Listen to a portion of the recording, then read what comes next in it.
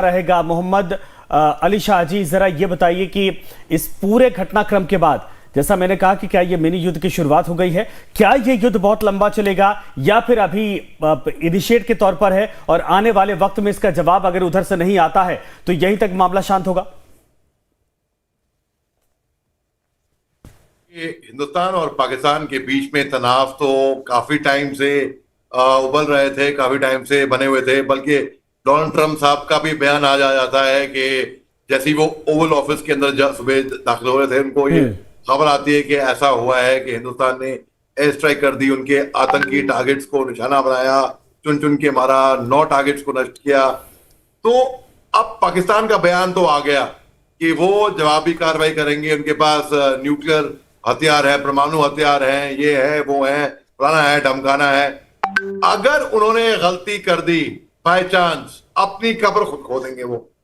हम डरते नहीं, हमारे में हिंदुस्तान का खून है, हम डरते नहीं किसी से। आ जाओ भाई, अगर दम है तो आ जाओ, अगर आप अपने जबान के पक्के हो, अगर आप में दम है आ जाओ, देख लेंगे। हमारे सिविलियन इनके फौजियों को पकड़ पकड़ के भिगा भिगा के दो के मारेंगे, सुखा सका के मारेंगे। तो ये कभी ये जुर्रत कर ही नहीं पाएंगे ऐसी। तो अगर बाय चांस जुर्रत करते हैं तब यस। नहीं, ये मिसाइल अटैक की धमकी पाकिस्तान बार बार कैसे देता है? इतना आसान होता है क्या मिसाइल, क्या नाम है कि परमाणु अटैक कर देना? बिल्कुल भी नहीं, बिल्कुल भी आसान नहीं होता है। बल्कि आपने तो खुद देख लिया, रूस और यूक्रेन की जंग में कितने बार हम लोगों ने सोचा कि प्रेसिडेंट पुतिन के पास हाथ में ब्रीफकेस है कि ये कहीं परमाणु हथियार ना खोल दें, अगर तो रूस और यूक्रेन की जंग में नहीं खुल जाता था फिर। इतना आसान ये इधर भपकी है, केवल ये बातें हैं। देखिए, जो गरजते हैं वो बरसते नहीं, और जो बरसते हैं वो गरजते नहीं। हम कभी नहीं बरसे, सीधा जाके हम कभी नहीं गरजे, सीधा जाके हम बरस गए। और कैसे बरसे कि पता नहीं कितनी पीढ़ियां याद रखेंगी, बिना गरजे। हमने सबसे बेस्ट तरीका, बात ये है, हमने तो कुछ करा भी नहीं था तब तक। और ये लोग इतने, अरे अभी भी कहां किया है, अभी तो ये शुरुआत है सर। अभी तो पीढ़ियों को याद करने के लिए बाकायदा अभी तो आगे स्ट्राइक जारी है। अभी तो सीसीएस की मीटिंग होने वाली है, 15 दिन का हमने समय लिया, उसके बाद ये शुरुआत की है। इतने में पाकिस्तान के अंदर खलबली और बौखलाहट दिखाई दे रही कि एलओसी पर लगातार फायरिंग कर रहे हैं। अभी तो शुरुआत, इनिशिएशन से ही घबरा गए पाकिस्तान। बिल्कुल बिल्कुल, अभी तो ये शुरुआत। देखिए, हमारे प्रधानमंत्री साहब ने कहा था कि आतंकियों को बख्शा नहीं जाएगा, इसका बदला होएगा, सजा मिलेगी आतंकियों को।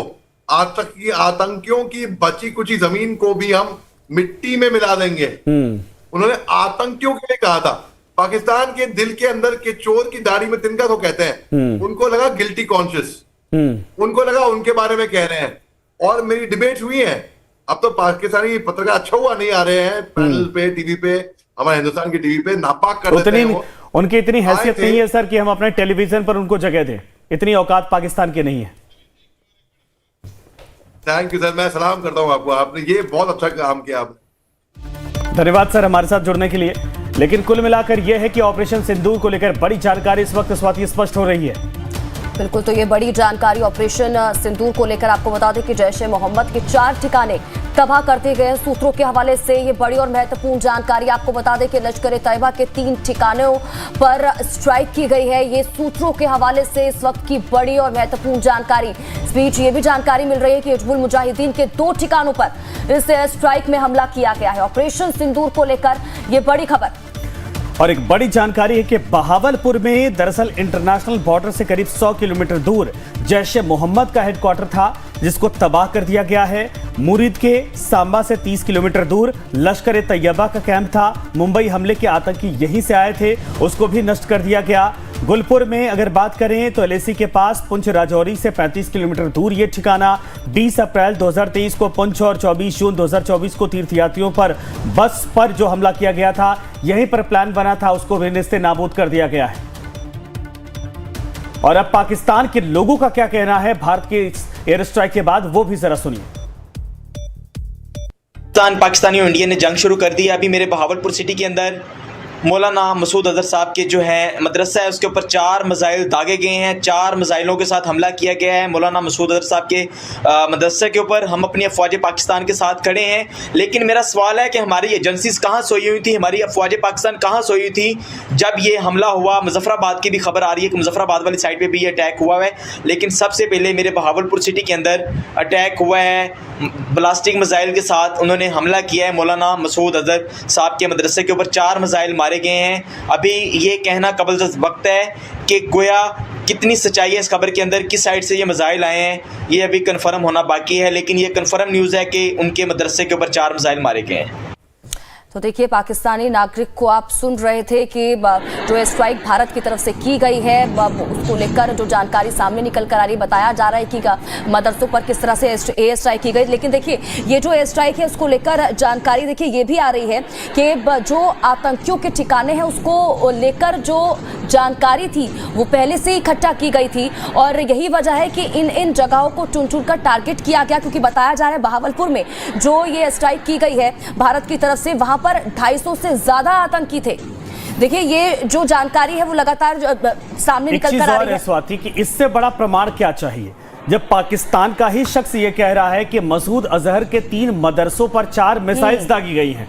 ये साफ तौर पर यह पुख्ता प्रमाण है कि पाकिस्तान के अंदर जो सबसे बड़े आतंकी चेहरे हैं, जो मदरसों के नाम पर, तालीम के नाम पर जहर उगलते हैं, इन सब के अलावा उन्हें आतंकी ट्रेनिंग देते हैं, इसके बाद लॉन्चिंग पैड पर भेजते हैं, उनको हिंदुस्तान ने टारगेट किया है।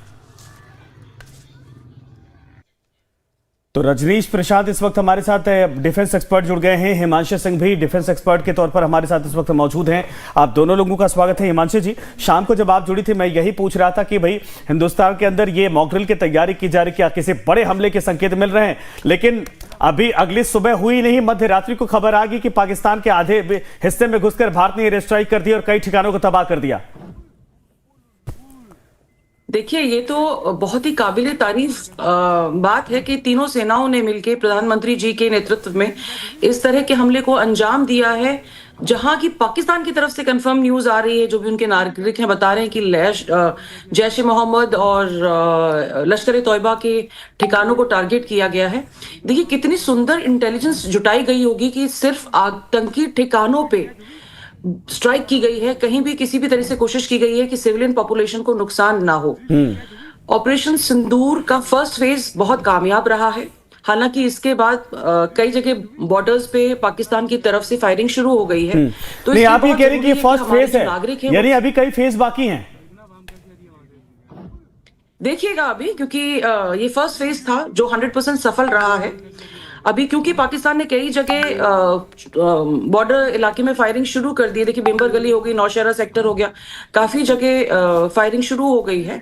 तो अगर वो फायरिंग करते तो देखिए, हम तो सेल्फ डिफेंस में करेंगे ही, ऑफेंसिव हम अपना कर चुके हैं। अब इसके बाद क्या कार्रवाई होती है, क्योंकि 10 बजे सेना की तरफ से आधिकारिक बयान आएगा।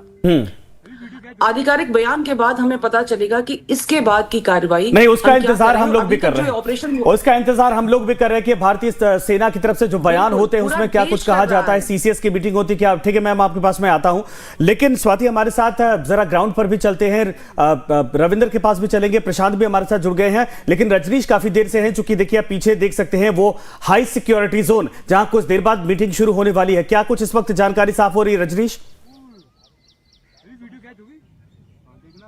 देखिए 10:30 बजे के आसपास से मीटिंग शुरू होगी, उसके पहले सेना का प्रेस कॉन्फ्रेंस होगा। और बिल्कुल सही आपने कहा, पीछे पूरा हाई सिक्योरिटी जोन है। आज यहाँ पर और ज़्यादा सुरक्षा चाक चौबंद रखी गई है, चारों तरफ बैरिकेडिंग है, हर इस इलाके में आने वाले लोगों से पूछताछ भी की जा रही है। तो बिल्कुल देखिए, आज का दिन बहुत खास है, क्योंकि पूरे देश में अब जश्न की जो तस्वीरें आ रही हैं। और सबसे खास बात यह संजय, जिस तरीके की बाइट्स हम लोग सुनवा रहे थे पाकिस्तान से, तो ये भी तय हो गया है कि जो लगातार भारतीय सेना और भारतीय सरकार की ओर से कहा जा रहा है कि बिल्कुल जो अटैक्स हुए हैं आतंकवादी कैंप पे हुए हैं, इस बात की भी पुख्ता जानकारी एक तरह से हमें मिल गई है। और दूसरी बात यह है कि देश में पॉलिटिकल सर्कल्स से जो रिएक्शंस आ रहे हैं बहुत खास है। अब देखिए, अलग अलग दल के जो नेता हैं, चाहे वो तेजस्वी यादव हो, मल्लिकार्जुन खड़गे हो, ये तमाम लोग जो अलग अलग दल के लोग हैं, जिस तरीके से लालू यादव रिएक्ट कर रहे हैं, तो इन लोगों का रिएक्शन ये बताता है कि कहीं ना कहीं पूरे देश की सेना के साथ, सरकार के साथ तमाम विपक्ष भी खड़ा है, पूरा देश इस मुद्दे पर एकजुट है। थोड़ी देर में यहाँ पर बैठकों का दौर भी शुरू होगा, तमाम लोगों के पहुंचने का सिलसिला भी शुरू हो जाएगा। और कई अधिकारी ऐसा भी बताया जा रहा है कि देर रात से यहाँ पर मौजूद भी हैं। जी नहीं, प्रधानमंत्री का देर रात तक जागना, इसको पूरा मॉनिटर करना, क्या यह संकेत नहीं है कि अगर एयर स्ट्राइक या छोटी मोटी धमकी पाकिस्तान को देने का इरादा होता तो यह इतनी बड़ी प्रैक्टिस क्यों की जाती 15 दिन की? ये क्या इंतजार इस बात का है कि पाकिस्तान अगर छोटी सी गलती दोबारा रिटेलिएशन के तौर पर करता है तो अभी तो 100 किलोमीटर अंदर घुसे हैं, इसके बाद पूरा पाकिस्तान नापने की तैयारी लगभग हमारी पूरी है। बिल्कुल, देखिए संजय, इसमें कोई दो मत नहीं, और मुझे तो ऐसा लगता है कि पिछले 14 दिन से शायद प्रधानमंत्री को चैन की नींद नहीं आई और वो लगातार इस बात को लेकर बेचैनी में थे कि कैसे हम लोग पहलगाम का बदला ले। इसलिए लगातार वो बैठकों का दौर भी चल रहा था, लगातार बातचीत चल रही थी, कई स्तर पर बैठक चल रहे थे, प्रधानमंत्री इंडिविजुअली सबसे मिल रहे थे, सभी टॉप कमांडर से मिल रहे थे, और कहीं ना कहीं ये तय उन्होंने कर लिया था कि ये सब कुछ करना है। और तभी रक्षा मंत्री राजनाथ सिंह ने 2 दिन पहले यहाँ पर एक प्रोग्राम में कहा था दिल्ली में कि जो देश चाहता है वो प्रधानमंत्री मोदी करेंगे, जो देश चाहता है वो प्रधानमंत्री करेंगे। बिल्कुल सही आपने कहा। स्वाति, हमारे साथ प्रशांत भी जुड़े हैं और कुछ लोग इस वक्त है, मैं चाहूंगा कि आप वहां पर पहुंचे, उसके बाद जो है कि फिर हमारे पास कुछ और एक्सपर्ट जुड़ रहे हैं, उनके पास चलेंगे। बिल्कुल, तो हमारे साथ एक और एक्सपर्ट भी संजीव श्रीवास्तव भी हमारे साथ जुड़ चुके हैं। संजीव जी, बहुत बहुत स्वागत करती हूँ लाइफ टाइम्स पर। और संजीव जी, सवाल सबसे पहला मेरा आपसे यही होगा कि भारत की तरफ से ये जो सिंदूर ऑपरेशन सिंदूर को अंजाम दिया गया 9 ठिकानों पर जहां पर पाकिस्तान आतंकवाद को पाल रहा था, उनके ऊपर एयर स्ट्राइक की गई, इसको सबसे पहले तो आप किस तरह से देख रहे हैं ये बताइएगा। देखिए, आज भारतीय की सेनाओं ने बहुत ही बड़ी उपलब्धि हासिल की है और जब हमने आतंक की जड़ों पर प्रहार करते हुए पाकिस्तान के अंदर पंजाब और पाकिस्तान ऑक्युपाइड कश्मीर में 9 ठिकानों को हिट किया है, और ये जो ठिकाने थे आतंक के ठिकाने थे और आतंक की ये जड़ें थी जिसके के ऊपर प्रहार किया जाना भारत का संकल्प था। और पहलगाम की आतंकी घटना के बाद से आतंकियों ने जो रेड लाइन क्रॉस की थी और इसकी साजिश है वो जनरल मुनीर मुल्ला मुनीर के द्वारा जिस तरीके से रची गई, और उन आतंकियों ने भारत में धर्म के आधार पर जिस तरीके का वैमनस्य फैलाने की ये साजिश रची और नवविवाहिता जोड़ों को, मासूम बच्चों को, बुजुर्गों को, सभी को उन्होंने बहुत ही बेरहमी से मौत के घाट उतारा। जाहिर है कि इसका जवाब तो दिया जाना था और आज के प्रधानमंत्री श्री नरेंद्र मोदी के नेतृत्व का जो नया भारत है इस जवाब को देने के लिए संकल्पबद्ध था। नहीं, ये जवाब सर, मैं तो ये पूछ रहा कि ये शुरुआत है क्या? ये संजीव जी, ये जवाब शुरुआत है क्या? क्योंकि जनरल मुनीर को ये सीधे जवाब नहीं है ना सर, ये तो पाकिस्तान के उन आतंकी आकाओं को टारगेट किया गया है। सवाल हिंदू मुसलमान करने का, हिंदू मुसलमान तय करके गोलियां बरसाने का पहलगाम में, जनरल मुनीर को कब जवाब मिलेगा? देखिए, ये जो जवाब है ये जनरल मुनीर को भी है क्योंकि उन्होंने मास्टरमाइंड वो उसके रहे हैं। पहलगाम की जो आतंकी घटना के जो अगर कोई मेन मास्टरमाइंड कहा जा सकता है तो वो जनरल मुनीर ही है, क्योंकि जनरल मुनीर ने 4 दिन पहले जिस तरीके की तकरीर देने की कोशिश की कि हिंदू मुस्लिम कैसे अलग अलग हैं, भारत पाकिस्तान कैसे अलग अलग हैं, कभी एक नहीं हो सकते, इत्यादि इत्यादि, और उसी तरीके के एक नफरती विचार को, एक रेडिकल जो इस्लामिस्ट और एक आतंक परस्त और जिहादी मानसिकता वाले विचार को उन आतंकियों ने अंजाम दिया पहलगाम की धरती पर और लोगों को उनके धर्मों के आधार पर सेग्रीगेट किया और एक एक को चुन चुनकर मौत के घाट उतारा। जाहिर है कि ये जो चाहते हैं कि भारत ने जो पहलगाम का जवाब था वो दे दिया है, कैसे देखते हैं इसको? बेहद सटीक जवाब दिया है और इसी तरह से दिया भी जाना चाहिए था। लेकिन नवाज शरीफ और बाकी जो पाकिस्तानी लीडर्स हैं उनका कहना है कि हम भी जवाब दे सकते हैं, इस पे क्या कहेंगे? अगर वो जवाब देंगे तो उसका भी जवाब दिया जाएगा। चलिए, जाहिर है ये मुस्कुराहट बहुत कुछ कह रही है। आप बताएंगे कि जो जवाब दिया गया है वो क्या सही है या कुछ और भी आप चाहते हैं? आप लोग सही तो है ही है, लेकिन मैं मानता हूं कि ये एक शुरुआत है, अभी ये अंत नहीं है, क्योंकि जिस तरह से ये कार्य सारा कुछ हुआ है, ये मामला इस्लामिक टेररिज्म का है, ये मामला इथनिक क्लींजिंग का है। प्रशांत, जरा पूछिए कि आज की कसरत में थोड़ा जोश दिखाई दे रहा है क्या? आज का दिन एक तरह से बहुत बड़ा दिन है। ये पाकिस्तान सबसे बड़े दुश्मन को मुंहतोड़ जवाब दिया गया है। एक बार इसका फैसला हो जाए और इसका अंत हम इसी बार करेंगे, यही संकल्प इस बार हमें मोदी जी के अंतर्गत जो सरकार है उससे हमारी यही आशा है कि वो इस बार इस सब का अंत करे। चलिए, अंत करें। आप बताइए मुझे कि हम तो ये फोड़ देंगे, बात खत्म, उड़ा देंगे। चलिए, आप उम्र कितनी हुई आपकी? मेरी कुछ भी सही उम्र। चलिए, आप बुजुर्ग हैं लेकिन जोश जो है आज के इस पूरे पूरे उसके बाद आप आगे आइए, मुझे बताइए कि जिस तरह से जवाब दिया गया है भारत की तरफ से, उसको कैसे देखते हैं आप? बहुत ही सही तरीके से जवाब दिया गया है और यही हम आशा कर रहे थे कि ऐसा अटैक होगा और ये बहुत बढ़िया जवाब है। और भविष्य में अगर ये फिर से कोई दुस्साहस करते हैं तो इससे भी ज्यादा जो है भयंकर जवाब दिया जाएगा। चलिए, हमारी सेना ने चुन चुन के उन ठिकानों को निशाना बनाया है जहां पे लश्कर के जैश के जो आतंकी थे उनको चुना गया है। लगभग 900 से ज्यादा आतंकी मार दिए गए हैं। लगता है कि पाकिस्तान को ये जवाब पर्याप्त है या कुछ और जवाब चाहिए उसको? हमें इससे सबसे ज्यादा खुशी यह है कि उनके ट्रेनिंग सेंटर को जो है ध्वस्त किया गया है। जहां से वो सीखते हैं, जहां से जन्म लेते हैं, उसे नष्ट कर दिया जाए, तो ये सबसे बढ़िया उपाय है। और इससे भी ज्यादा और इस बीच एक और बड़ी और महत्वपूर्ण जानकारी, हमले वाली जगह 900 से ज्यादा आतंकी थे। सूत्रों के हवाले से ये जानकारी आप तक पहुंचा रहे हैं। बहावलपुर में 250 से ज्यादा, मुरीदके में 120 से ज्यादा आतंकी थे, मुजफ्फराबाद में 130 से ज्यादा आतंकी थे, कोटली में 80 से ज्यादा आतंकी थे। और देखिए, हम लगातार कह रहे हैं उन्हीं ठिकानों को निशाना बनाया गया है। सियालकोट में 100 आतंकियों के होने की जानकारी मिली थी, गुलपुर में 90। इसके अलावा देखिए, ये तमाम वो जगह है जिनको निशाना भारतीय सेना की तरफ से बनाया गया, जहां पर पहले से ही ये इनपुट भारतीय सेना को मिला था कि यहां पर इतनी बड़ी संख्या में आतंकी हैं और उन्हीं जगहों को टारगेट किया गया। एक और महत्वपूर्ण जानकारी इस बीच आपको बता दें कि भिंबर गली में 60, चक अमरू में 80 आतंकी थे। सूत्रों के हवाले से ये जानकारी आप तक पहुंचा रहे हैं। ये एक तरह से बड़ी जानकारी साफ होती दिखाई दे रही है। और आप सोचिए कि 9 से ज्यादा आतंकवादियों को अगर टारगेट किया गया है और उनको खत्म करने की ये पूरी प्लानिंग की गई थी भारत की तरफ से। लगातार हमारे साथ और भी एक्सपर्ट इस वक्त जुड़े हुए हैं। संजीव जी भी हमारे साथ हैं, साथ में हिमांशु सिंह। हिमांशु जी, मैं आपके पास आता हूं, उसके बाद संजीव जी के पास जाऊंगा। ये जो जानकारी साफ हो रही है, ये तो साफ तौर पर दिख रहा है कि जो भारत ने सटीक निशाना लगाया है, 900 आतंकवादियों को एक साथ तबाह कर देना, ये तो पाकिस्तान के जो आतंक की फैक्ट्री चल रही थी उसको, उसके रीढ़ की हड्डी तोड़ देना है। Strike first and strike hard.